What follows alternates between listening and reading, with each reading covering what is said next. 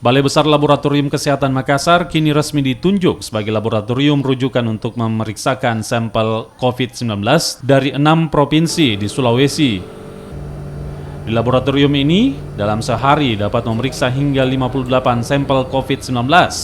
Balai Kesehatan Laboratorium ini hanya menguji sampel dengan status orang dalam pemantauan atau ODP dan pasien dalam pengawasan atau PDP. Berdasarkan data tanggal 25 Maret 2020 di situs resmi penanggulangan COVID-19 di Sulawesi Selatan, tercatat ODP mencapai ratusan orang dan belasan orang yang positif terinfeksi corona.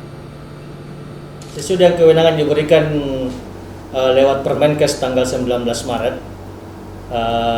BBLK Makassar adalah laboratorium pemeriksa sampel rujukan COVID. Artinya BBLK Makassar mempunyai tugas untuk memeriksa sampel-sampel yang dirujuk oleh rumah sakit atau dinas kesehatan ke BBLK Makassar. Wilayah rujukan kami atau wilayah kerja kami dalam pemeriksaan sampel COVID ini adalah meliputi seluruh wilayah Sulawesi.